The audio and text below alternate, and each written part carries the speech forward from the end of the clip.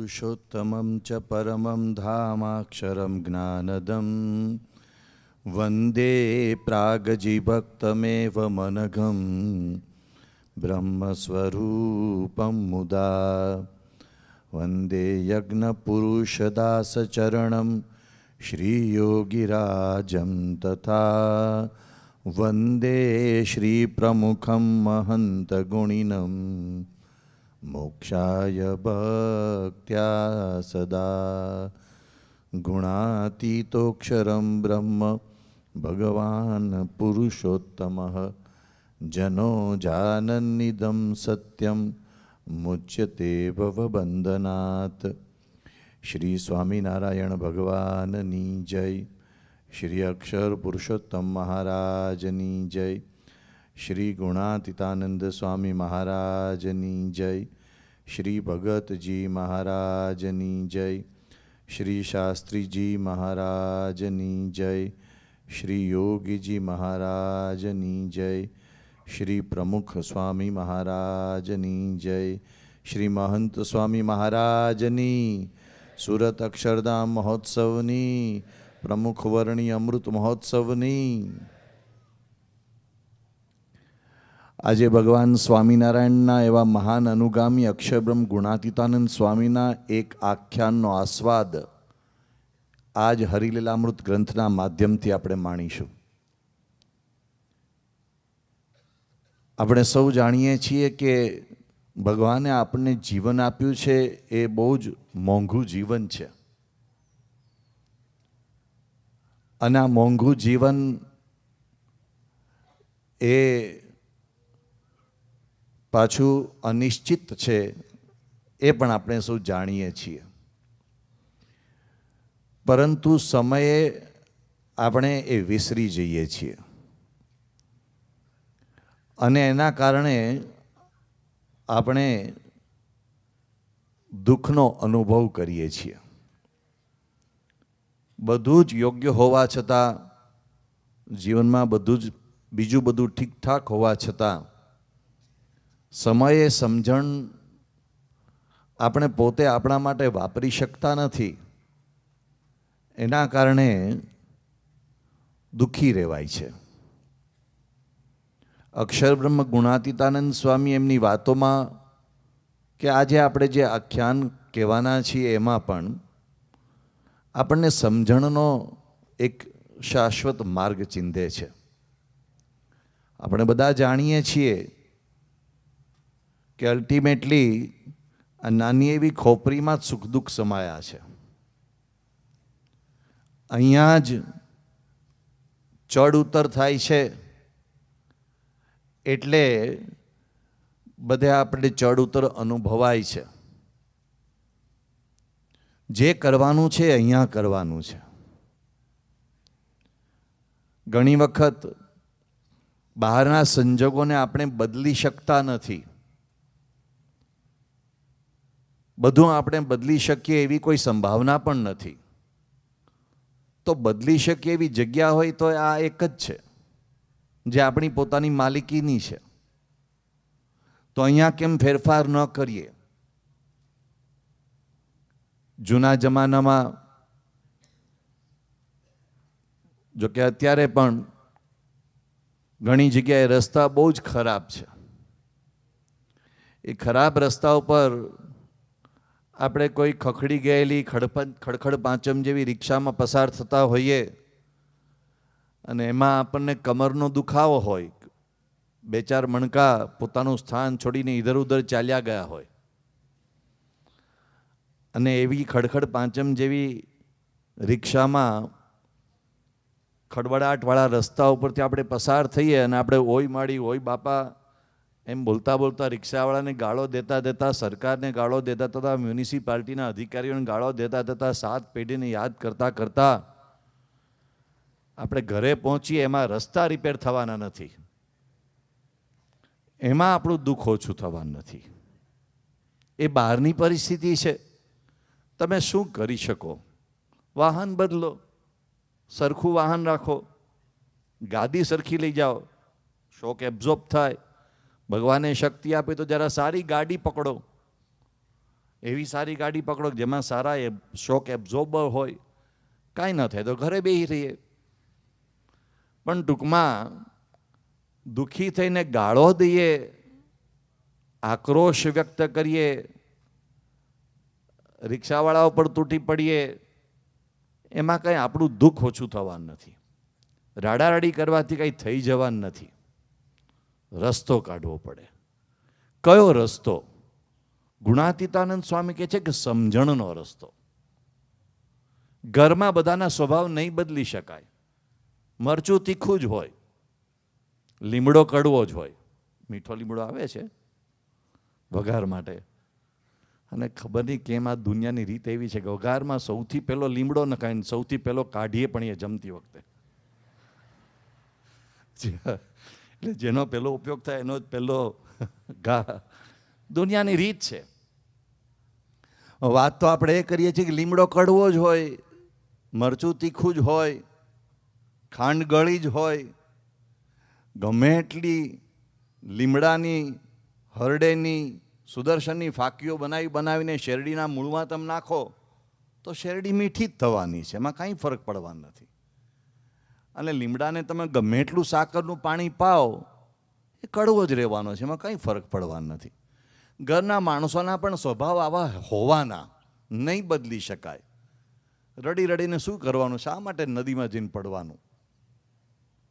તો એ સંજોગો આપણે નથી બદલી શકતા. એ સમયે આપણે સમજણ રૂપી એક માર્ગ, આધ્યાત્મિક માર્ગ લેવો પડે છે.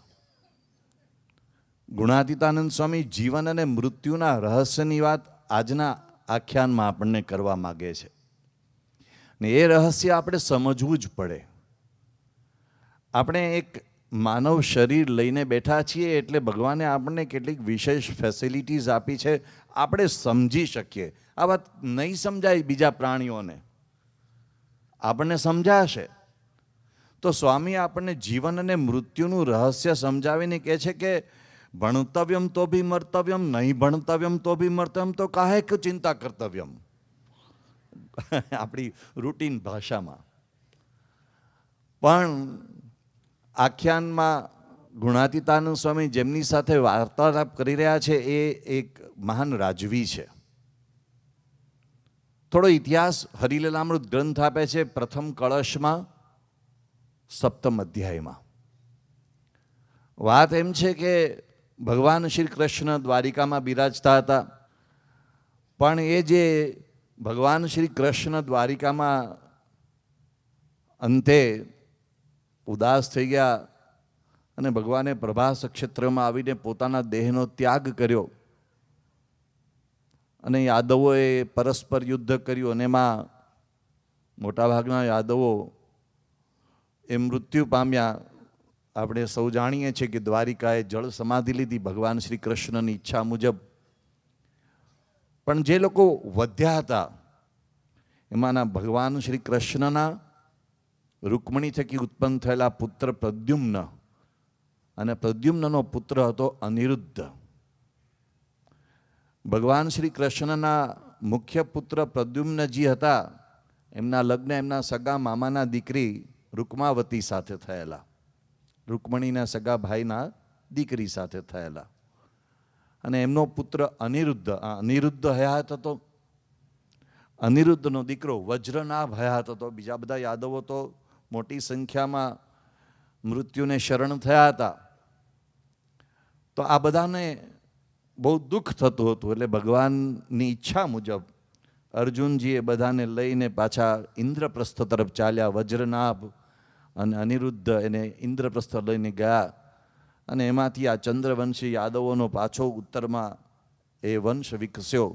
એમાંથી કેટલાક પાછા ગુજરાતમાં આવ્યા. એમાંનો એક વંશનો ફાંટો એટલે ગોંડલના રાજવી સંગ્રામસિંહજી બાપુ. એ ભગવાન શ્રી કૃષ્ણની વંશાવલીમાં એમની યાદીમાં આવે છે. હવે એ ગોંડલના સંગ્રામજી મહારાજ હતા. એમના દાદા એટલે કે દેવાજી બાપુ એ સ્વામિનારાયણ ભગવાનના પરમ ભક્ત હતા. સ્વામિનારાયણ ભગવાનને એમણે વારંવાર ગોંડલમાં પધરાવેલા. એટલી હદ સુધી કે જ્યારે સ્વામિનારાયણ ભગવાન રામાનંદ સ્વામી પાસેથી ધર્મધુરા ગ્રહણ કરતા હતા ત્યારે દેવાજી બાપુએ એમના પુત્ર હઠીસિંહને ખાસ ભેટ સોગાદ લઈને ત્યાં શુભેચ્છા પાઠવવા પણ મોકલેલા.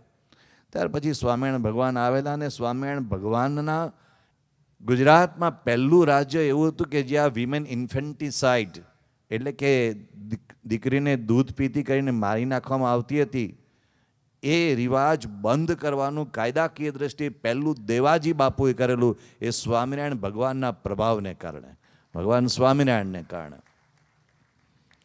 તો એ દેવાજી મહારાજના પૌત્ર સંગ્રામજી મહારાજ, જેના નામથી આજે ગોંડલમાં સંગ્રામજી હાઈસ્કૂલ છે, તો પ્રતાપી રાજા હતા. અને સંગ્રામજી મહારાજના જીવનમાં એક દુર્ઘટના બની. એમના રાણી મૃત્યુ પામ્યા. રાણી મૃત્યુ પામ્યા એટલે બહુ દુઃખ થયું રાજાને. એટલે એમના હરજીવન કરીને કારભારી હતા, એમણે કહ્યું કે આપણે અહીંયા મીણાપુરના ક્ષત્રિય છે, એમની સુપુત્રી મોંઘીબા છે, એમની સાથે લગ્ન કરીએ ને પુનર્લગ્ન કરીને તમે તમારો રાજવંશ આગળ વધારો. અને મોંઘીબા પણ સ્વામિનારાયણ ભગવાનના ખૂબ કૃપાપાત્ર હતા. એ મોંઘીબાની આખી બીજી એક સ્વામિનારાયણ ભગવાન સાથેની બાબત છે, એ પછી આપણે વાત કરીશું. પણ મોંઘીબાના સંગ્રામજી રાજા સાથે લગ્ન થયા. એ વખતે સંગ્રામજી રાજાને એમની આગળની રાણી થકી પુત્ર પથુભા કુમાર થયા હતા. આ લગ્ન પછી થોડા સમયમાં પથુભા કુમાર એમનો રાજવંશ એ પણ મૃત્યુ પામ્યા. આ ઉપરાઉપરી જીવનમાં 2 મૃત્યુ આવ્યા. અને એ 2 મૃત્યુને કારણે સંગ્રામજી મહારાજને બહુ જ આઘાત લાગ્યો. અને એમને થયું કે આ જીવનનો શું અર્થ છે? થોડા સમય પહેલા જ પત્ની મૃત્યુ પામ્યા, ફરીથી લગ્ન તો થયા, પણ એમને જે પ્રિય પુત્ર હતો પથુભા એ પણ આ રીતે મૃત્યુ પામ્યો. એટલે એમને લાગ્યું હવે જીવનનો કોઈ અર્થ નથી. આ રીતે ભગવાન આપણા જીવનમાંથી આપણા વહાલા વહાલા લોકોને લઈ જાય તો આપણે જીવીને શું કરવું છે? ઘણી વખત આપણા પરિવારમાં કોઈ યુવાન વ્યક્તિનું મૃત્યુ થાય તો આપણા માટે એ આઘાત અસહ્ય હોય છે. અને ઘણી વખત યુવાનને બદલે મોટી ઉંમરે કોઈ મૃત્યુ પામે તો પણ આપણે એમની સાથે એક સ્નેહ બંધન હોય છે, એટલે આઘાત આપણને ખૂબ લાગે છે. પણ થોડા સમયમાં આપણે બધું ભૂલી જઈએ છીએ. ખાલી ફોટો રહે, ફોટા ઉપરનો એક સુખડનો હાર રહે. બાકી આપણે ધીમે ધીમે ધીમે આપણી ઘટમાળમાં ગોઠવાતા જઈએ છીએ. પણ સંગ્રામજી રાજાને એવું ન બન્યું. એટલે એમના જે આ હરજીવન મહેતા હતા એમને લાગ્યું કે તમે રાજા થઈને આટલા બધા ઉદાસ રહેશો તો આ રાજકારભાર કેવી રીતે ચાલશે? એટલે તેઓ ગુણાતીતાનંદ સ્વામી ધોરાજી બિરાજતા હતા, એમની પાસે ગયા. અને સ્વામીને કહ્યું, સ્વામી તમે આવો, અમારા રાજાને તો હવે ખાવું ભાવતું નથી ને કંઈ કરવું ગમતું નથી, તો તમે આવીને કંઈક કૃપા કરો. ગુણાતીતાનંદ સ્વામી અગાઉ ઘણી વખત ત્યાં પધારેલા. અને ગુણાતીતાનંદ સ્વામી ગોંડલ પધારે એટલે સંગ્રામજી રાજાના પિતા હઠીસિંહજી બધા પણ એમની સાથે ગુણાતીતાનંદ સ્વામી પ્રત્યે એમને બધાને ખૂબ પ્રેમ. એટલે હરજીવન મહેતાએ કહ્યું કે તમે આવીને વાત કરો તો કંઈક આને આશ્વાસન મળે. અને આવા સમયમાં દુનિયામાં ક્યાંય કોઈ જવાબ નથી. મૃત્યુ થાય એમાં કોણ મદદ કરી શકે? પૈસાની ખેંચ હોય તો કોક ક્યાંકથી ઉછીના પાછીના એ કરીને ક્યાંક જુગાડ કરે. રહેવાની તકલીફ છે, કોઈ જગ્યાએ રહેવાની વ્યવસ્થા થઈ જાય. દવાની તકલીફ છે, કોઈ જગ્યાએ દવાની વ્યવસ્થા થઈ જાય. એ બીજા બધા કંઈક ને કંઈક રસ્તા નીકળે.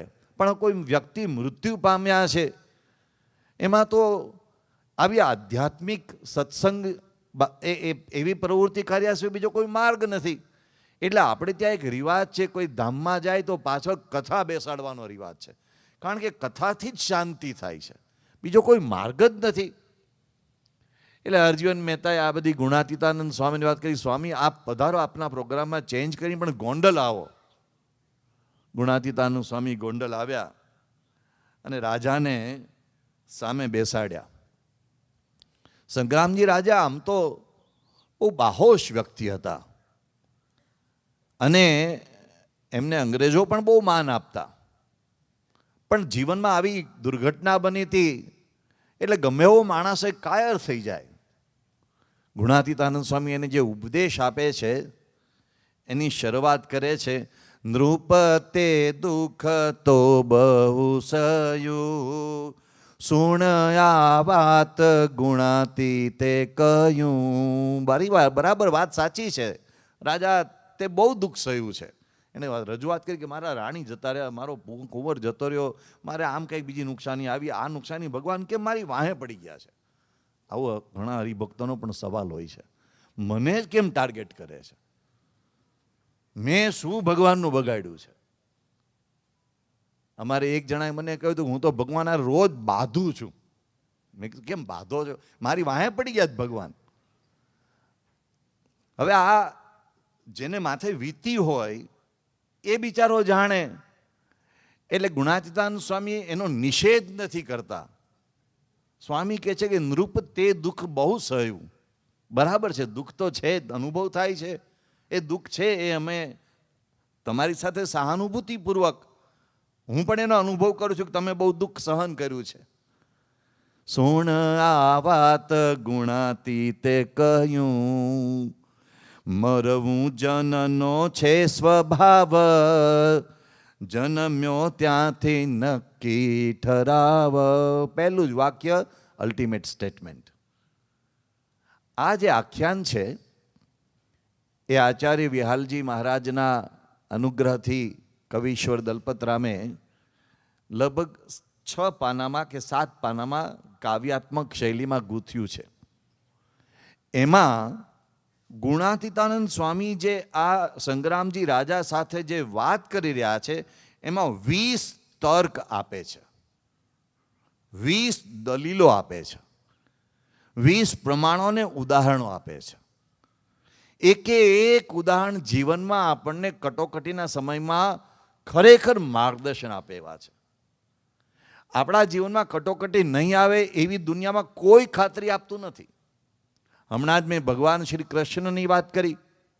ભગવાન શ્રી કૃષ્ણના જીવનમાં દુઃખ આવ્યા, ભગવાન શ્રી રામના જીવનમાં દુઃખ આવ્યા, ભગવાન સ્વામિનારાયણના જીવનમાં દુઃખ આવ્યા, ગુણાતીત પુરુષોના જીવનમાં દુઃખ આવ્યા.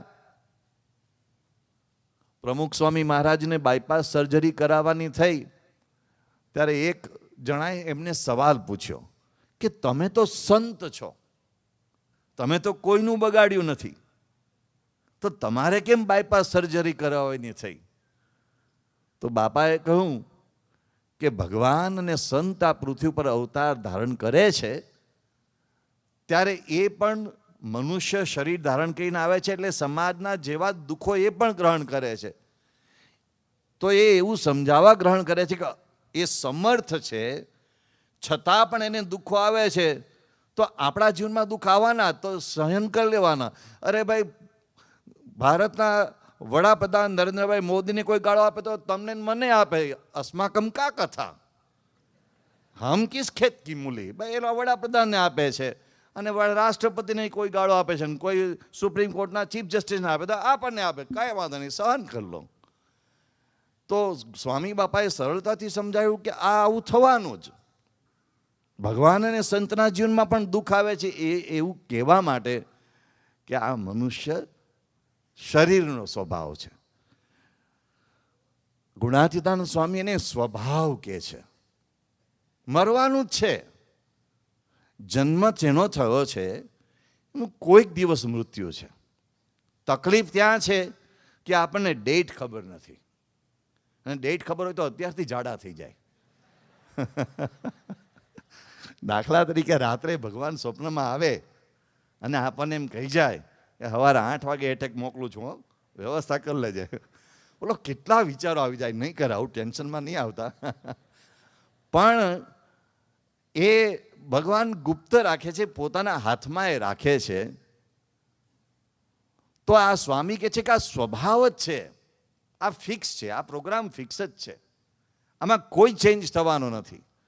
તો એમાં નવાઈ કેમ આપણે કરીએ છીએ? અચલ સ્થિતિ તો ન કોઈને, કરવું શું અતિ રોઈ રોઈને. ભાઈ કોઈની અચળ સ્થિતિ નથી, તો શા માટે રો રો કરવાનું? ગતસે સોચમ ન કર્તવ્યમ. ભાઈ ગયું એ ગયું, હવે એમાં આપણે શું કરી શકીએ? એમ કહીને આગળ બીજી દલીલ કહે છે, જગ આ જળનો છે પ્રવાહ, વહી જાતો અતિશય થા. Argument number 2. આ જળનો પ્રવાહ છે. નદીમાં તમે કોઈ એક સેકન્ડે ઊભા રહો, બીજી સેકન્ડે એ પાણી ત્યાં નહીં હોય, પાણી જતું રહ્યું છે, નવું પાણી આવી ગયું હશે. એક દિવસ અમે સંતો અહીં બેઠા હતા અને બધા જૂના જૂના હરિભક્તોને યાદ કરવા માટે બેઠા.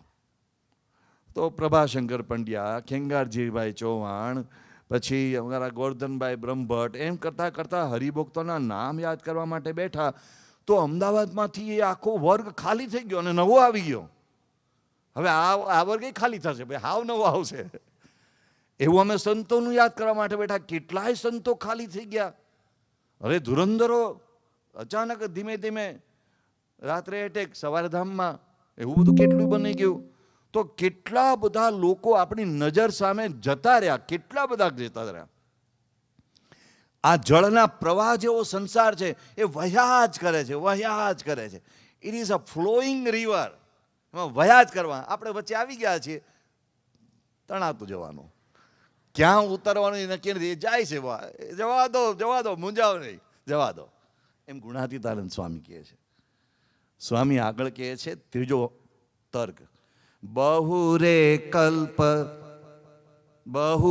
બહુ કલ્પ થઈ ગયા. હવે સાંભળજો, પણ કોઈ નથી કોઈ ના થયા. બહુ કલ્પ વીતી ગયા, કોઈ ના થયા નથી. ઘણી વખત કહે ને કે મારે 7 જન્મ સુધી આ જ જોઈએ છે, આ જ મારા, અને રાખો એવું ના નથી, પણ નથી મેળ પડવાનો. તો અમથા શું કામ મનમાં ગાંઠ બાંધો છો? એક જણાએ ભગવાન ઘનશ્યામ મહારાજ આગળ પ્રાર્થના કરી, હે ભગવાન, આ જે અત્યારે મળ્યા છે 7 જન્મ સુધી આના આ જ આપજો. એટલે પતિ આગળ ઊભા હતા, એણે આ વાત સાંભળી અને ભગવાને કીધું કે મારી અરજી જુદી છે. એ ભલે કે, પણ મારી વાત પણ તમે સાંભળજો. એટલે કોઈ કે પાછળવાળા વર્ગમાં પૂછ્યું કે તમે 7 જન્મ સુધી આના આ માગો છો, અને આ ભાઈ કહે છે કે એમનો બીજો વિચાર છે, તો તમે કેમ 7 જન્મ સુધી આને આ માગો છો? કે આ જન્મે માંડ ટીપીને હરખો કર્યો છે, આવતે વખતે નવો ક્યાં ગોતવો, નવાને ક્યાં ટીપવો, આને માંડ ટીપીને સરખો કર્યો છે. સ્વામી તો કે છે વાત બરાબર છે, પણ આ બધું આપણે માની લઈએ છીએ કે આ અમારા, આ મારા, આ કોઈના નથી. આ બધું આ નાટક જ છે, જબરદસ્ત નાટક છે. અને આ ખેલ, નાટક, આ ડ્રામા, એ પેલા નહીં આપણા પેલા ફિલ્મમાં ને નાટકમાં બધા એટલા બધો પ્રેમ બતાવતા હોય, એને બોલો જરાય બનતું ન હોય, પણ ફિલ્મમાં બરાબર પ્રેમ દેખાડતા હોય અને નાટકમાં બરાબર પ્રેમ, એને તમારી યારે કાંઈ જ લેવા દેવા ન હોય, પણ હોય નાટક. અને આ નાટક છે ને, એ આ અમારા આચાર્ય સ્વામી ધામમાં પધાર્યા ને ઘણી વખત એક જૂનો પ્રસંગ કહેતા, અને આ વલ્લભ વિદ્યાનગર છાત્રાલયમાં કે આવો બની ગયેલો, પણ એ જુદી રીતે કહેતા કે એક ડ્રામા, આપણે ભવાયાનું મંડળ, એ એક ગામથી બીજે ગામ ભવાયા તરીકે જતા હશે ને, એમાં સિદ્ધાર્થ અને પેલો રાખેંગાર અને અહીંયા સિદ્ધરાજ જયસિંહ પાટણનો રાજા, એ બે વચ્ચે યુદ્ધ ચાલે છે, એનું દ્રશ્ય હતું. અને યુદ્ધ કરતાં તલવાર લઈને ખડીંગ કરવાનું હોય, એ લાકડાની તલવાર હોય, એમાં પછી થોડા સમય પર થાય એટલે રાખેંગારે પડી જવાનું, સિદ્ધરાજ જયસિંહનો વિજય થાય અને સિદ્ધરાજ જયસિંહની જય બોલાય. આવું દ્રશ્ય ભજવાનું હતું. એમાં એક ગામે નાટક ભજ્યું, બીજા ગામે ભજ્યું, ચોથા ગામે ભજ્યું. એક ગામે ગયા તો પેલો નાટકમાં પેલો પડે નહીં, રાખેંગારે પડી જવાનું હોય ને, પછી સિદ્ધરાજ જયસિંહ થાકવા માંડ્યો. સિદ્ધરાજ જયસિંહ કે ભલા તું પડી જા, ઓલો કે પબ્લિકને ન સંભળાય, બે ડામાં ખડીંગ તો કરતા હોય, એને એમાં એક જણ વાજુ વગાડતો હોય અને પેલા શિવરંદીના કરુણ સ્વર વગાડતો હોય, બધું ચાલતું હોય. તે ઓલો કે તું પડી જા, પેલો કે અહીં ન પડો. અરે કે ઇતિહાસ બદલાઈ જશે, રાખેંગર નથી જીત્યો, ઇતિહાસમાં સિદ્ધરાજ જયસિંહ જીત્યો છે, ગમે એ થાય અહીં ન પડું. એટલે ડ્રામાનો ડાયરેક્ટર તો એ પડદા પાછળ ગયો, એ પડદા પાછળ કે રાખેંગાને કે તું પડી જા, એ કે ગમે એ થાય અહીં નહીં પડું, આ મારા સસરાનું ગામ છે, અહીં ન પડું. નાટક ભાઈ, નાટકમાં એ માણસ ભૂલતો નથી કે હું કોણ છું. આ દુનિયામાં આવું નાટક ચાલે છે. એ નાટક ભેગા નાટક આપણે કર્યા કરવાનું, પણ અસલી આપણે આત્મા છીએ એ વાત ભૂલવાની નથી. એ ગુણાતીતાનંદ સ્વામી શીખવાડે છે. સ્વામી કહે છે, આ મહંત સ્વામી મહારાજ શીખવે છે ને, અક્ષરમ અહમ પુરુષોત્તમ દાસોસ્મી, એ આપણી અસલી ઓળખાણ. પછી કોકના પિતાનો રોલ ભજવવાનો છે, કોકના પુત્રનો રોલ ભજવવાનો છે, કોકના ભાઈનો રોલ ભજવવાનો છે, કોકના પતિનો રોલ ભજવવાનો છે. એ બધા જ રોલ ભજવવાના છે. આગળ સ્વામી કહે છે, ન સગો સુત તુજ દેહનો, નહીં તું કાંઈ પિંડ તેહનો. સ્વામી કેટલી સુંદર ચોથી દલીલ કરે છે. જનનું તન માટીનો ઘડો, નથી અખંડ કાળ આપડો, રજથી ઉપજ્યો જ મૂળમાં, વળી અંતે મળી જાય ધૂળમાં. આ કેટલું સરળ ઉદાહરણ જે મેં ને તમે 50 વખત સાંભળ્યું હશે. માટીનો ઘડો જ છે, સેકન્ડ લાગે. કોઈ ગામડામાં કવિ જૂના સમયમાં ગાતા, કાયા તારી કાચી માટીનો ઘડુલો રામ, ફટ કરતા ફૂટી જાય, એક જ આવે ને પવન ઝપાટો, પલમાં તૂટી જાય. કાયા તારી કાચી માટીનો ઘડુલો રામ, ફટ કરતા ફૂટી જાય. કાચી માટીનો ઘડો. પ્રમુખ સ્વામી મહારાજ ઘણી વખત ઉદાહરણ આપતા. એકવાર ટ્રેનમાં માટલું રાખ્યું હતું ને માટલું ફસક્યું, કારણ કે કાચી માટીનું હતું. કાચી માટીના માટલામાં તમે પાણી ભરો, દુનિયામાં કોઈ એવી પ્રોબેબિલિટીનું ગણિત હશે કે ક્યારે ફસકી જવાનું? ગમે ત્યારે ફાટે, અને ભલભલાનું ફાટે, એવું કાંઈ નક્કી નથી. આ માટલું જ છે, અને એના નિમિત્ત કાંઈ પણ હોય. હમણાં ગઈકાલે વાત સાંભળી કે ઉત્તરાખંડની અંદર કે ક્યાંક એક વરસાદનું મારડું ફાટ્યું, 34 સેકન્ડમાં એક આખું ગામ સાફ, 1 સેકન્ડમાં ઉપડી ગયું. આપણી નજર સામે અહીંયા અમદાવાદમાં પ્લેન દુર્ઘટના બની, દુઃખદ દુર્ઘટના બની, પણ એક સાથે એકને બાદ કરતા બધાના પ્રાણ જતા રહ્યા. તો આ માટીના ઘડાને ફૂટતા વાર લાગતી નથી. સ્વામી આ દલીલ કરે છે, અને સ્વામી કહે છે કે માટી માટીમાંથી ઉત્પન્ન થઈ પાછી માટીમાં સમાઈ જવાની, એવું જ છે. આ એમાં કાંઈ બહુ ટેન્શનમાં આવવા જેવું નથી. 5મી દલીલ સ્વામી કરે છે, તન છે જળ ઝાંઝવા તણું, સ્થિર તો તે ન રહે કદી ગણું, નહીં મોહિત થાવું જોઈને, નહીં કલ્પાંત કરો રોઈને. ઝાંઝવાના જળની સ્વામી ઉપમા આપે છે. ઝાંઝવાના જળ તો આપણને બધાને અનુભવ હોય છે. ઉનાળામાં આપણને ખાસ કરીને રણમાં વધારે અનુભવ થાય. મિરાજ કે છે, મિરાજ. આમ પાણી લાગે પણ પાણી હોય નહીં. સ્વામી કે તમને એમ લાગે છે કે આ મારું શરીર કાયમી છે, એ નથી. બહુ ટેન્શનમાં શું કામ આવી જાઓ છો? રાજાને કહે છે. સ્વામી 6ઠ્ઠી દલીલ કરે છે, જગ સ્વપ્ન સમાન જાણવું, ગણી સાચું ઉર્માન આણવું. અરે આ તો સ્વપ્નું છે, ડ્રીમ, અને આ ડ્રીમ તો ગમે ત્યારે પૂરું થઈ જાય. જનક રાજાનું ઉદાહરણ સંતો કથામાં ઘણી વખત આપે છે.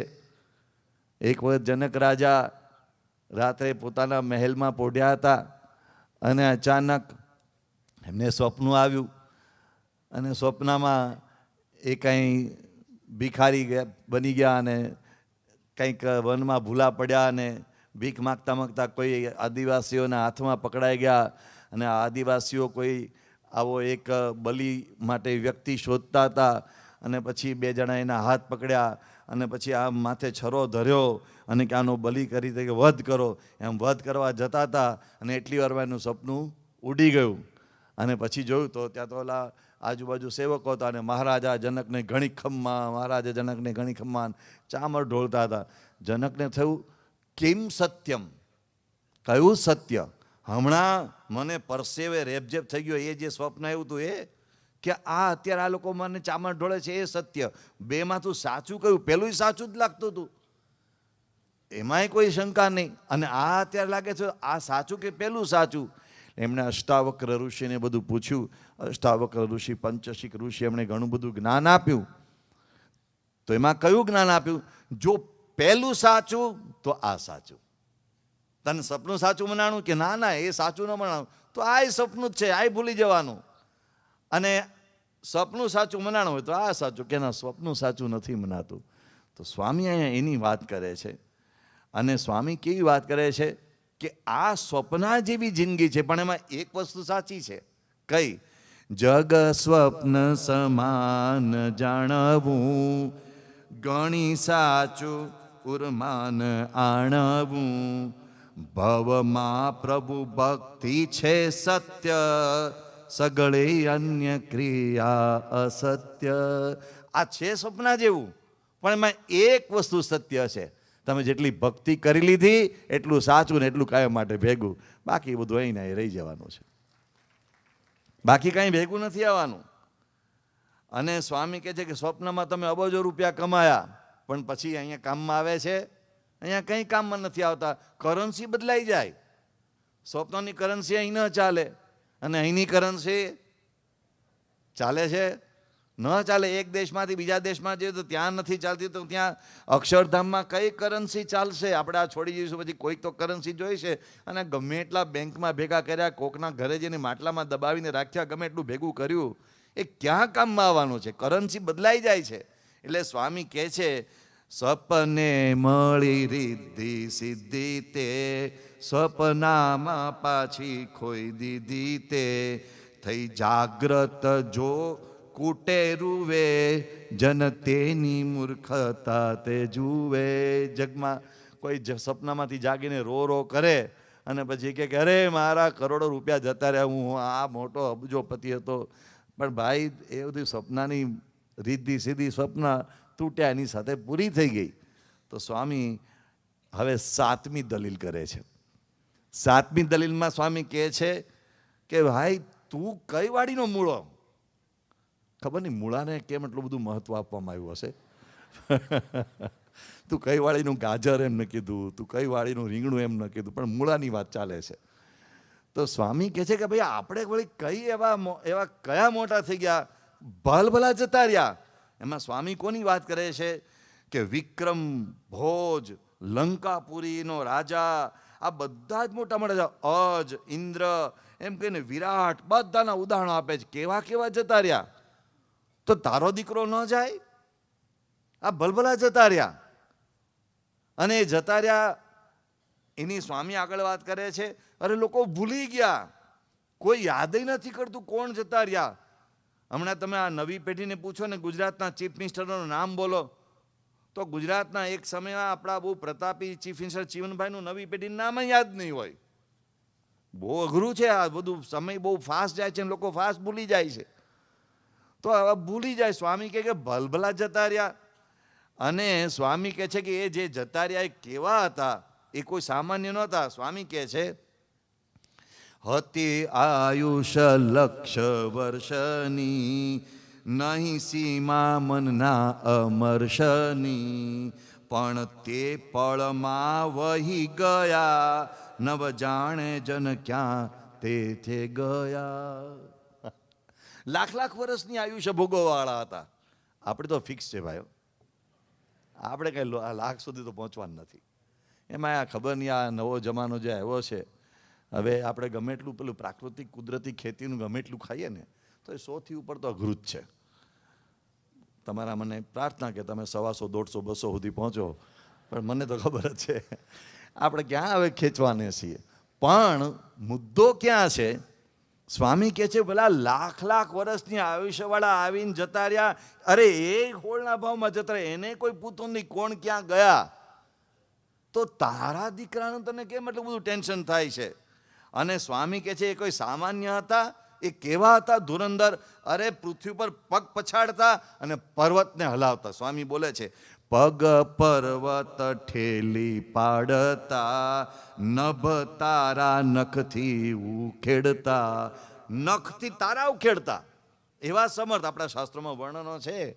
અરે નખથી તારા ઉખેડે અને પાટું મારીને પહાડો ફેરવતા હતા. અગસ્ત્ય ઋષિ એવા હતા. એ બધાની વાતો કે છે.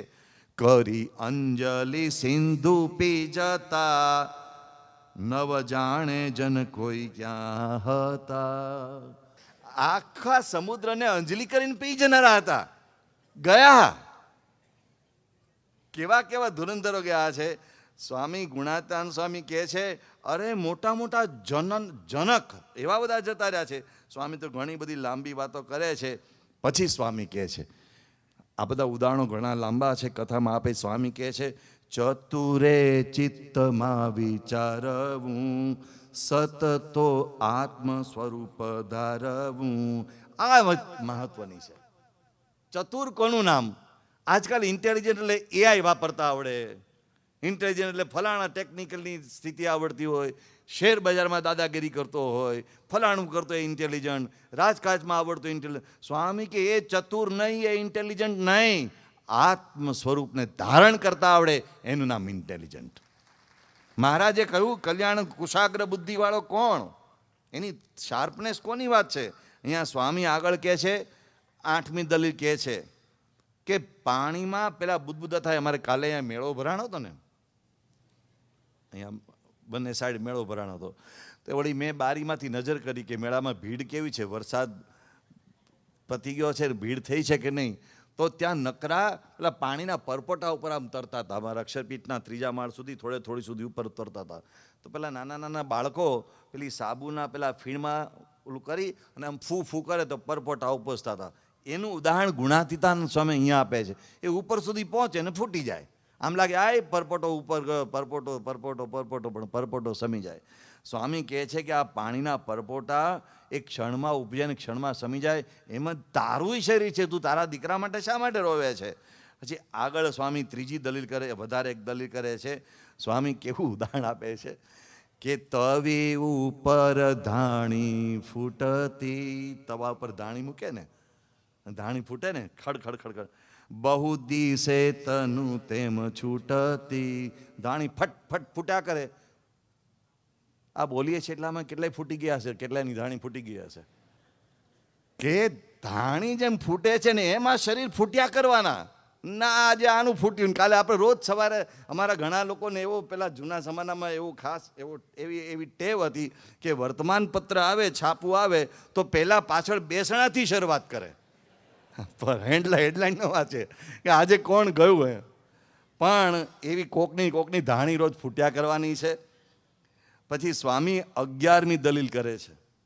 ફૂલવાડી વિશે જણાય, ફૂલડા નિત્ય નવા ફૂલાય, કળીઓ ખીલીને ખરી પડે, પછી તે તો નહીં દ્રષ્ટિએ ચડે. સવારે તમે ફૂલ જો તો અદ્ભુત દેખાય, વાહ વાહ શું બગીચો. બીજે દિવસે કાંઈ ન હોય, કળી ન હોય ને ફૂલડાય ન હોય. પેલા નારણદાસ કવિ એની પંક્તિ પ્રમુખ સ્વામી મહારાજ બહુ જ ગાતા, પ્રભાતે ફૂલડિયા ખીલે સાંજે તે કર્માશેજી. તો સ્વામી એ કહે છે. એક બીજું ઉદાહરણ સ્વામી રાજાને કહે છે, 13મું ઉદાહરણ. સ્વામી કહે છે કે આકાશમાં મેઘધનુષ્ય છવાય તો એ મેઘધનુષ તમને દેખાય, આહા 7 રંગો અદ્ભુત લાગે છે. પણ થોડી જ વારમાં મેઘધનુષ અદ્રશ્ય થઈ જાય. એવું જ આ જીવનનું છે, એ પણ અદ્રશ્ય થઈ જાય છે. પછી સ્વામી એમ કરતાં કરતાં 14મું ઉદાહરણ આપે છે. સ્વામી કહે છે કે ભાઈ આ જે ભગવાન છે ને એ કાયમી છે, બાકી કોઈ કાયમી નથી. એમ કહીને કહે છે, પ્રભુની રુચિમાં ખુશી થાવું, પ્રભુ સામું નહીં વેર બાંધવું. ભગવાનની ઈચ્છા સમજવાની. અરે ભાઈ જીવનમાં, આપણા જીવનમાં ક્યારેક રોગ આવે, ક્યારેક આપણા જીવનમાં દુઃખ આવે, ક્યારેક આપણા જીવનમાં કોઈ સ્વજનનું મૃત્યુ થાય ને ક્યારેક આપણું પોતાનું આવે. તો એ જે પ્રસંગ આવે ત્યારે ભગવાનની ઈચ્છા માની અને રાજી થવું કે ભગવાન કંઈક ઈચ્છા કરી રહ્યા છે. સ્વામી કહે છે પ્રભુની રુચિમાં ખુશી થવું, અને આ રસ્તા લીધા સિવાય છૂટકો જ નથી. મહંત સ્વામી મહારાજને, પ્રમુખ સ્વામી મહારાજના જીવનમાં ક્યારેય આપણે દુઃખી થતા એમને જોયા નથી, કારણ કે ભગવાનની ઈચ્છા એ ઈચ્છા. એમણે હંમેશા જે કાંઈ જીવનમાં બન્યું એ રાજી થાય છે. એમને જીવનમાં દુઃખ આવ્યા, એમની તકલીફ આવી, શારીરિક તકલીફ પણ આવી, નાની મોટી બીજી પણ કેટલી માન અપમાન જેવી પરિસ્થિતિઓ થઈ, પણ એ રાજી રહ્યા. મહારાજની ઈચ્છા છે, પ્રભુની રુચિ છે, એમ કહીને પછી સ્વામી ઘણી બધી દલીલો કરતાં કરતાં આગળ એક વાત કરે છે કે ભાઈ તમે એવું નહીં માનતા કે અમુક ઉંમર સુધી તો કાંઈ વાંધો નથી. સ્વામી કહે છે શિશુ જાય જુવાન જાય છે, ઘરડાનું મૃત્યુ થાય છે, વળી કોઈક ગર્ભથી તે ગળે, પણ નક્કી કશી રીત ના મળે. કોઈનું કાંઈ ઠેકાણું નહીં. અરે ગર્ભમાંથી જતા રહે, કેટલાક વળી યુવાન શિશુ અવસ્થામાં જતા રહે, કેટલાક જુવાન અવસ્થામાં જતા રહે, કોઈ વૃદ્ધ અવસ્થામાં જાય. એટલે સ્વામી કહે છે આ શું છે તમે સમજો. એમ સ્વામી રાજાને કહે છે કે જગ સર્વે કાળનું ચવેણું. કાળનું ચવાણું છે ભાઈ, તો ખાધા જ કરવાનું, એ તો ચવાણું છે. આ તો એને જ્યાંથી જે હુજે ત્યાં લીધા કરે, એટલે તમારે આમાં બહુ કંઈ ચિંતા કરવા જેવું જરૂર નથી. પછી સ્વામી એક બીજું ઉદાહરણ આપે છે. સ્વામી કે ઘંટીના બે પડ હોય ને, એમાં આ ઘંટીના પડ છે, કાળના બે પડ, એમાં બધા પીસાયા જ કરતા હોય છે. એટલે એમાંય કે તારે કે બહુ ટેન્શન કરવા જેવું નહીં. એમ કહીને પછી સ્વામી કહે છે હવે તને મહત્વનો સિદ્ધાંત સમજાવું. આમે તને બધી વાતો કરી, એમ રાજાને સ્વામી કહે છે. પછી કહે છે ખરેખર તને દુઃખ થાય છે? સંગ્રામજી કે ખરેખર દુઃખ થાય. તમે આ બધી વાતો કરી, આ બધી તમે જાણીએ છીએ, એમાં કાંઈ સ્વામી તમે નવું નથી કીધું. અમારો હરજીવને આ બધી મને વાત કરી દે, પણ મન બેસતું નથી. સ્વામીએ વાત કરી જુઓ, તમને ખરેખર દુઃખ થાય છે ને, એનું કારણ શું છે ખબર છે? મમત્વ છે. મારો દીકરો મર્યો, આ મારો શબ્દ કઠણ છે. પાડોશીનો મર્યો તો આટલું દુઃખ નહીં થાય, પણ મારો મર્યો એને તમે તમારો માન્યો એટલે તકલીફ થઈ. જ્યારે અહમ અને મમત્વ જોડાય છે કોઈ પણ બાબત સાથે, એટલે પ્રશ્ન થાય મારું ન માન્યું. ભાઈ આનું નથી માનતો તો તમારું શું કામ માને? નથી માનતા લોકો આપણું, તો આપણને એ મારું ન માન્યું એનો પ્રોબ્લેમ છે. તો અહીંયા ગુણાતાન સ્વામી કહે છે કે અહમ અને મમત્વ એ તારા મનમાં બંધાઈ ગયું છે કે મારું મારું મારું, મારો દીકરો, મારા રાણી મૃત્યુ પામ્યા, એ તારા નહોતા. એમ કહીને સ્વામી એ સરસ કથાનું ઉદાહરણ આપ્યું. ઘણું લાંબુ ઉદાહરણ છે, હું સંક્ષેપમાં કહું છું કે એક ગુર્જર એવો સુથાર હતો, અને એના સંતાન એને નહોતું થતું. કોઈ મહાત્મા પાસે ગયા, મહાત્માને કહ્યું કે મહાત્માજી આશીર્વાદ આપો. મહાત્માજીએ આશીર્વાદ આપ્યા, સંતાન થશે જા, પણ કે તારા સંતાન અને તારા વચ્ચે એક મોટી બાબત છે. કે શું? કે તારા સંતાનની તારી બેની 4 આંખો થશે તો બેમાંથી એક જણ મૃત્યુ પામશે. કાં તું મૃત્યુ પામીશ, કાં સંતાન મૃત્યુ પામશે. આવો યોગ લખાયેલો છે. એટલે પહેલાંને થયું કે હવે એવું જો હોય તો હું મારા પત્નીને જીવનમાં એક ગર્ભ પ્રાપ્ત થાય ને ગર્ભનો જન્મ થાય પહેલાં હું નીકળી જઈશ, હું સંતાનનું મોઢું જોવા નહીં રોકાઉં. તો કે તો વાંધો નથી. એટલે સંતાનનો જન્મ થવાની ક્ષણ આવી એ પહેલાં એ ઘર છોડી નીકળી ગયો. એમણે પત્નીને કહ્યું પણ નહીં કે શા માટે ઘર છોડી નીકળી ગયો. પછી એ સંન્યાસી થઈ ગયો. અને ઘણા લોકો આવી રીતે સંન્યાસી થઈ જતા હોય છે, અમારું એવું નથી, પણ જનરલ વાત છે તો પછી એ સંન્યાસી થઈ ગયા, સાધુ થઈ ગયા.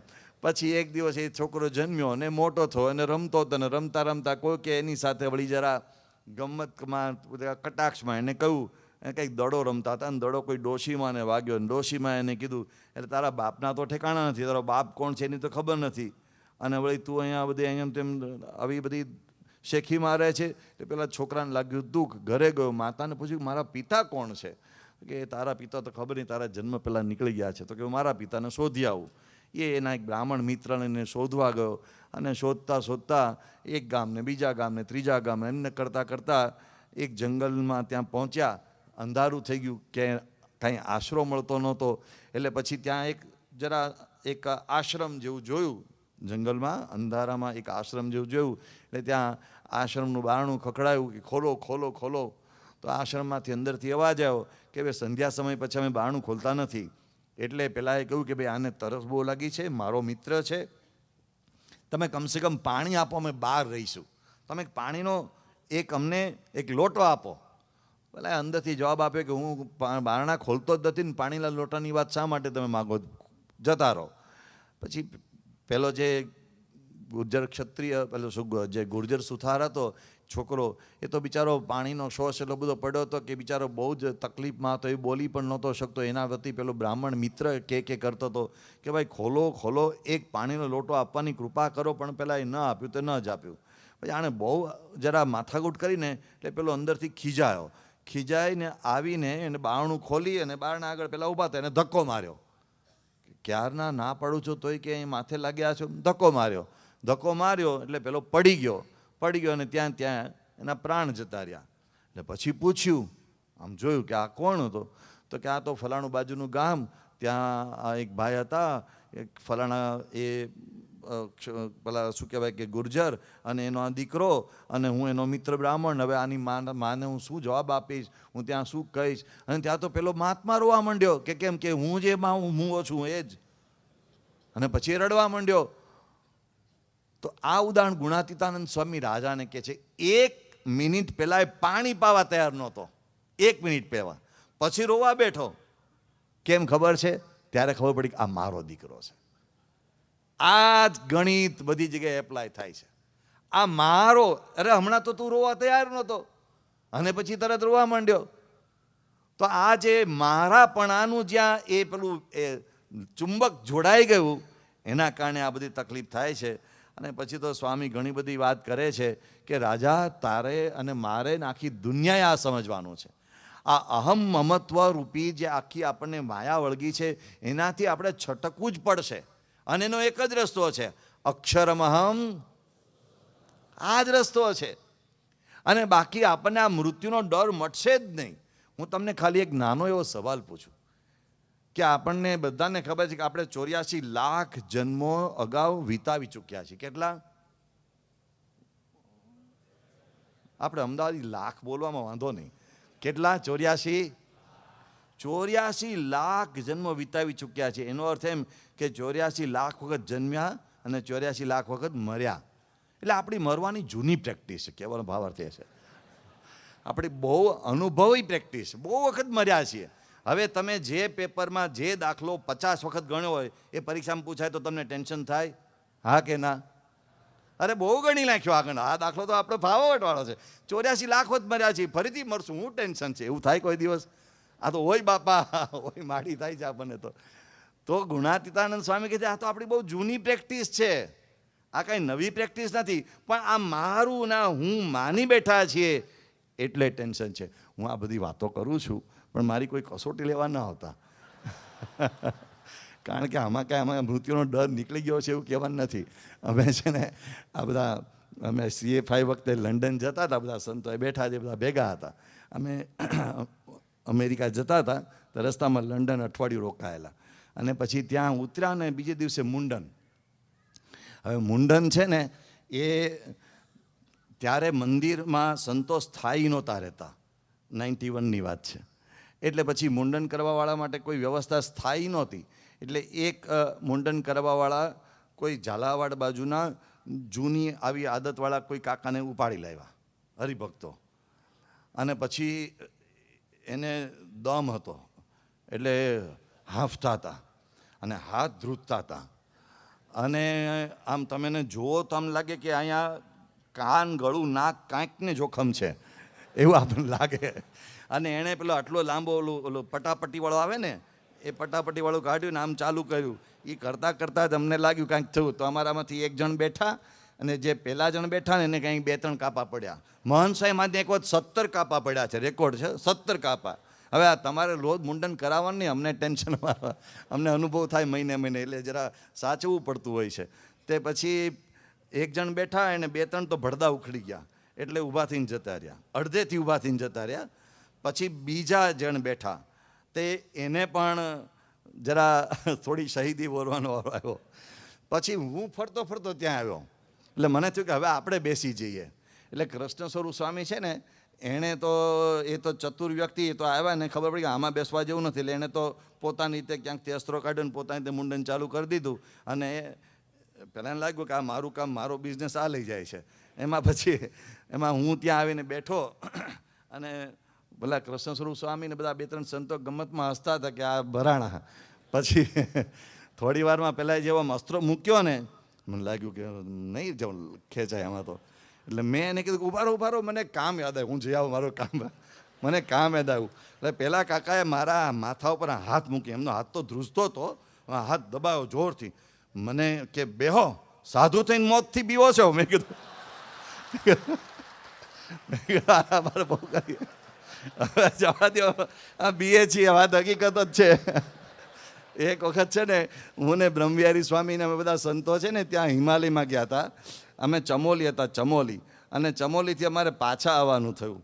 તમે પાછા આવવાનું અચાનક જ કંઈ કામ હતું, અને રીતેશભાઈ ગઢિયા ત્યાં હતા. તો રીતેશભાઈ ગઢિયાએ છે ને તે અમને ત્યાંથી લોકલ એક ડ્રાઈવરની ગાડી વ્યવસ્થા કરી આપી. એક લોકલ ઓલી કોલિસ ગાડી કે ટોયોટો ગાડી આવી હતી, અમને ભાડે કરી આપી. અને અમને કે તમે તાત્કાલિક જાઓ, એટલે અમે તાત્કાલિક ત્યાં ચમોલી ઉપર હિમાલયમાં હતા ત્યાંથી નીચે ઉતરતા હતા. હવે અમે જેવા ગાડીમાં બેઠા ને, તે એમાં હું આગળની સીટમાં હતો ને પાછળ બ્રહ્મવિહારી સ્વામી બેઠા હતા. તો આગળની સીટમાં હું બેઠો હતો, અને પેલો જે ડ્રાઈવર હતો ને, એ તો આમ, એ ઉત્તરાખંડનો ડ્રાઈવર, અને રસ્તા તો આમ બધા સરપાકા રસ્તાઓ, અને નીચે ખાય, અને આમ ચલાવે, અને એવી ચલાવે, અને આમ પેલા વળાંક આવે ને તો આમ ગાડી સરર ચીચી કરતી ગાડી ઊભી થાય, 2 પૈડે આ બાજુ થઈ જાય. પેલા સ્ટન્ટ કરતા હોય ને એવી રીતે, અને આમ કરે 2 પૈડે ગાડી થઈ જાય, ક્યારેક 2 પૈડે આમ થાય, અને મને નીચે ખીણ દેખાય. અને મને થાય કે અહીંયા કોઈ 12મું કરવા આવશે નહીં, જો નીચે ગયા તો આપણે ભરી જઈશું. અને આ કાંઈ હમત. એટલે મેં પહેલાંને કહ્યું કે ભૈયા આહિસ્તા આહિસ્તા ચલાવો, કોઈ જલ્દબાજી કરની કે આવશ્યકતા નહીં, ધીરે ધીરે ચલાવો. કારણ કે મને ખબર હતી કે આ અમે પહોંચીશું નહીં, હરિદ્વાર સુધી જીવતા નહીં જઈએ. એટલે મેં એને કીધું કે આહિસ્તા આહિસ્તા ચલાવો. તો મને કે આહિસ્તા તો ચલા રહા હું. ના, આમાં આંખે જોયું તો આંખો લાલ ઘૂમ. અરે મેં કીધું આને તો પીધો છે, મરી ગયા. એટલે પાછળ બ્રહ્મવિહારી સ્વામી બેઠા હતા. મેં એમને કીધું કે બ્રહ્મવિહારી સ્વામી, એ તો સૂઈ ગયા હતા, ખસખસાટ સૂઈ ગયા હતા. હું આગલી સીટ ઉપર ને મને સીધી ખીણ જ દેખાયા કરે. એટલે અને પાછી સામેથી ગાડી આવે એની સાથે ભટકાય. એટલે મેં પછી બ્રહ્મવિહારી સ્વામીને જગાડ્યા. મેં કીધું સ્વામીજી, જોખમ છે, આપણે ઉતરી જઈએ, રસ્તામાં ક્યાંક ઉતરી જઈએ. આપણા કંઈ ટાંટિયા બેટિયા કોઈને જડશે નહીં, આમાં ક્યાં આપણે ખીણમાં જઈશું, આપણે ઉતરી જઈએ. મને ઊંઘ આવે, તમારે જેમ કરવું એમ કરો. એટલે હોઈ ગયા પાછા. અને પછી તો મને થયું કે હવે આમાં કરવું શું. એટલે મેં ગળામાં રહેલી માળા કાઢી, અને છેક હરિદ્વાર સુધી જે માળા ફેરવી છે એવી હજુ સુધી ફરી નથી. એ માળા સ્વામિનારાયણ સ્વામિનારાયણ સ્વામી, બીજું કાંઈ થયું જ નથી. વાત તો મેં એ કીધી કે તમે જોખમ, પાછો આ બધું મારી વાતો પાછી નહીં આપતા. પણ ગુણાતીતાનંદ સ્વામી આપણને કહે છે કે સ્વામી કેટલી સરસ વાત કરે છે. મમતા મનમાંથી જો તજે, સાંભળજો, વાક્ય અદ્ભુત છે.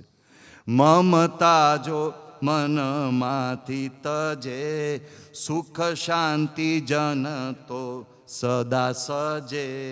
મમતા દુઃખ કેરું મૂળ છે, મમતામાં જ સહસ્ર શૂળ છે. મમતાનો જ પ્રશ્ન છે.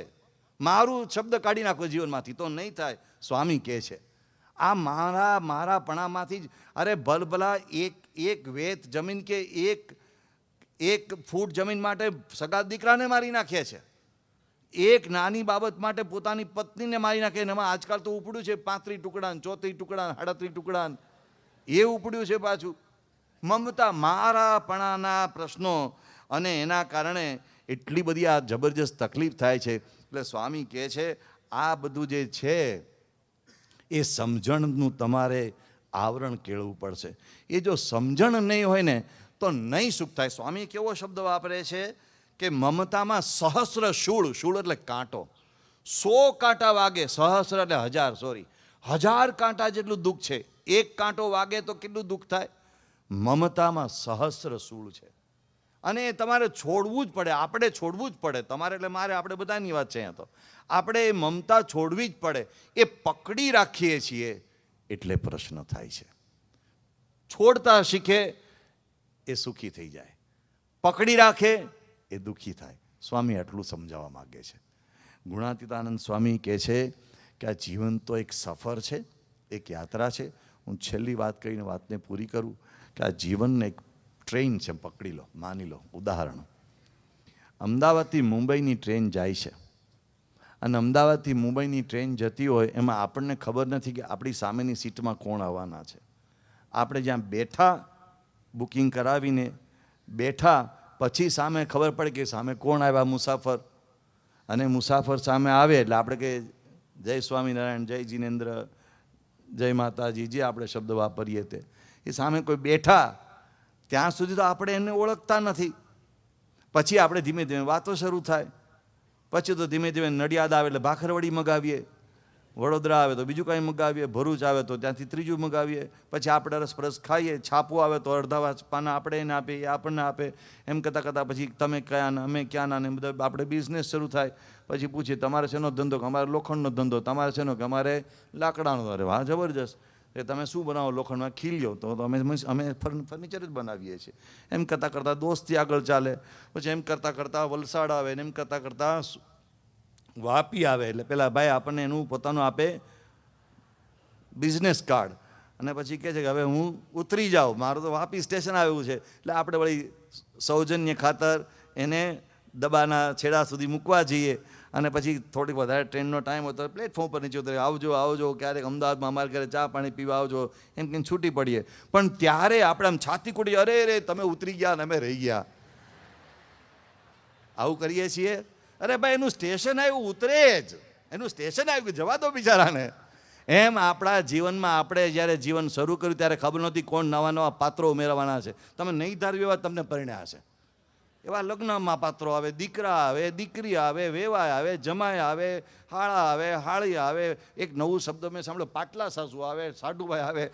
નવા નવા પાત્રો ઉમેરાતા જ જાય, ઉમેરાતા જ જાય. અને એમાંથી પાછું સ્ટેશન આવે એમ છૂટા પડતા જાય. પણ છૂટા પડતી વખતે આવજો. આ ગુણાતીતાનંદ સ્વામી કહે છે આટલું જ જીવનનું રહસ્ય છે. પણ આપણા બધા માટે એક મહાન શાંતિ અને આશ્વાસનની કોઈ બાબત હોય તો એ છે કે આપણે પ્રગટ પુરુષોત્તમ પરબ્રહ્મ પરમાત્મા ભગવાન સ્વામિનારાયણનો આશ્રય કર્યો છે. એટલે આપણે તો મૃત્યુ તરી ગયા છીએ. કેમ? કારણ કે આપણને દ્રઢ વિશ્વાસ છે અને પ્રમાણો છે, દાખલાઓ છે. એના અનેક ઉદાહરણો પૂર્વે કથામાં કહેવાઈ ચૂક્યા છે. આપણે જ્યારે આ શરીરમાંથી બહાર નીકળીશું ત્યારે આપણને દ્રઢ વિશ્વાસ છે કે પ્રમુખ સ્વામી મહારાજ, મહંત સ્વામી મહારાજ, સ્વામિનારાયણ ભગવાન આપણને તેડવા આવવાના છે. એની આપણને દ્રઢ ખાતરી છે. એટલે આપણા માટે વ્યવસ્થા તૈયાર છે.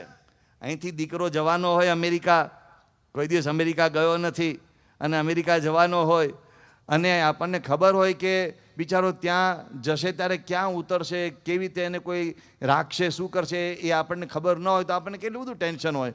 પણ આપણને ખબર છે કે ઉતરશે એટલે સામે પીળી જર્સીવાળા કાનજી કાકા લેવા આવવાના છે અને એને લઈ જશે. એનો મોબાઈલ નંબર છે, ત્યાં ઉતરશે એટલે એની ગાડી હશે, એ લઈ જશે, એના ઘરે રાખશે. કેટલી નિરાત. યાદ રાખજો, જે દિવસથી આપણે આ પ્રમુખ સ્વામી મહારાજને, મહંત સાહેબની કંઠી પહેરી છે, સ્વામિનારાયણ ભગવાનની કંઠી પહેરી છે, તે દિવસથી આપણા માટે છેક સુધીની યાત્રા નિશ્ચિત છે. આપણને કોઈ ટેન્શન નથી. કારણ કે આપણે અહીંયા સભામાં જેટલા બેઠા છીએ એટલા, આ બધા જ પાછા આપણે ત્યાં ઉપર ભેગા થવાના છીએ. એટલે અહીંથી કોઈ છૂટવું પડે તો કોઈ ટેન્શન કરવા જેવું નથી. બધા જ પાછા મળવાના છે. હા, ઓળખાય ન ઓળખાય પછીની વાત છે. પણ આ બધો જ સમુદાય એક સાથે, નહીં તો વારાફરતી ખાલી એટલી જ તકલીફ છે, ફ્લાઇટ અલગ અલગ છે, ફ્લાઇટના ટાઈમિંગ અલગ અલગ છે. પણ આપણા માટે બહુ જ નિશ્ચિત બાબત છે. આપણે બધા જ ભગવાનના ધામના અધિકારી બની ગયા છીએ. આપણા પ્રતાપે નહીં, આ ગુરુના પ્રતાપે, આ મહંત સ્વામી મહારાજના પ્રતાપે આપણે અક્ષરધામના અધિકારી બને. તો પછી શાની ચિંતા? શા માટે મૃત્યુની ચિંતા? અને કોઈ પણ પરિવારમાં કે ક્યાંય પણ આપણને થાય તો આપણે હંમેશા એક શબ્દ વાપરીએ છીએ, એ ધામમાં ગયા છે. ધામમાં ગયેલાનું શોક ન હોય, ધામમાં ગયેલાનું દુઃખ ન હોય. હા, વિરહની વેદના હોય છે, વિરહની વેદના હોય સ્વજન તરીકે. એમાં અહીંથી ખાલી બીજે રહેવા જાય તો આપણને દુઃખ થતું હોય છે, એ તો સ્વાભાવિક છે. પણ ગુણાતીતાનંદ સ્વામી આ આખ્યાન દ્વારા સંગ્રામસિંહજી રાજાને જે સમજાવે છે એ આ સમજણની વાત કહે છે.